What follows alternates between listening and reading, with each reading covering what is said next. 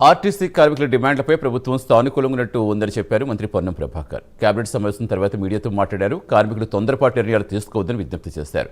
ఉద్యోగ భద్రతపై ఎలాంటి అపోహలు వద్దని, ఒక్క ఉద్యోగిని కూడా ప్రభుత్వం తొలగించదని స్పష్టం చేశారు. కార్మికుల సంక్షేమం, ప్రయాణికుల సౌకర్యం, సంస్థ పరిరక్షణ ప్రకారమే పనిచేస్తున్నామని, కేబినెట్లో మంత్రులంతా కార్మికులకు అనుకూలంగా చర్చించారని చెప్పారు మంత్రి పొన్నం. ఆర్టీసీకి సంబంధించి అన్ని రకాలుగా పెండింగ్ సమస్యలు పరిష్కరిస్తూ భవిష్యత్తుకు సంబంధించినటువంటి అన్ని అంశాల లోపల సానుకూలంగా ఉంది.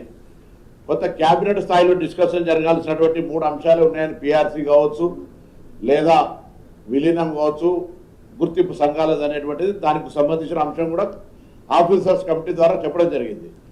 కానీ సరే, కారణాలు ఏమైనా వాళ్ళు ఆఫీసర్స్ కమిటీ చర్చ చేసి 4 వారాలు జీవోలు ఇచ్చిన తర్వాత కూడా ఈ కార్యక్రమం జరిగింది.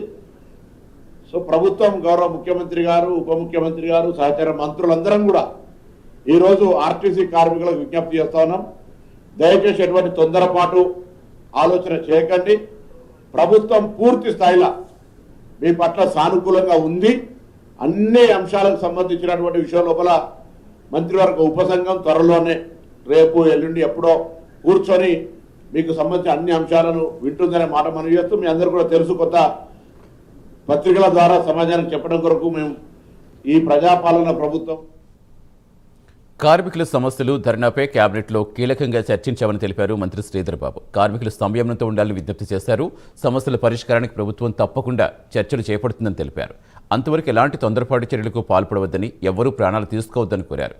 కష్టపడి రాష్ట్రాన్ని సాధించుకునేది ఇలా ఆత్మహత్యలు చేసుకునేందుకు కాదన్న విషయం గుర్తుంచుకోవాలని కోరారు. ప్రజాపాలన ప్రభుత్వంపై నమ్మకం ఉంచాలని విజ్ఞప్తి చేశారు. మేము అప్పీల్ చేస్తా ఉన్నాం, కార్మిక సోదరులందరూ కూడా సమన్వయం పాటించాలని మా కార్మిక సోదరులకు అప్పీల్ చేస్తా ఉన్నాం. సమస్యల పరిష్కారానికి తప్పకుండా ప్రభుత్వం చర్చలు చేపట్టడం జరుగుతుంది.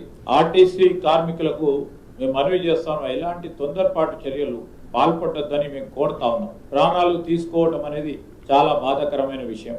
మరి ఇలాంటి ఆలోచన చేయొద్దని, ఈ తెలంగాణ రాష్ట్రం సాధించిన మీకు, ఈ రాష్ట్ర సాధన గురించి ఆ రోజు మేము ఫలితాలు రావాలి, అందరికీ లాభాలు జరగాలని ఒక ఆలోచనతో పోతా ఉన్న సందర్భంలో ఈరోజు ప్రజాపాలన మీ ప్రభుత్వం, ఇది మీ ప్రభుత్వానికి సంబంధించి నమ్మకంతో ఉండండి. కార్మిక సోదరులు మీ కుటుంబాలకు అన్యాయం చేయకుండా, క్షణిక ఆవేశంతో కొత్త సమస్యలు వస్తూ ఉంటాయి. అప్పుడప్పుడు కొన్ని ప్రేరేపిత శక్తుల ఒత్తిడికి బలి కావద్దని మేము విజ్ఞప్తి చేస్తాం. మా ప్రభుత్వం చిత్తశుద్ధితో మీ సమస్యలను పరిష్కారం చేయడానికి దృష్టి సారించి మరి వెంటనే చర్చలకు ముందుకు రావాలని మేము వారికి విజ్ఞప్తి చేస్తా ఉన్నాం.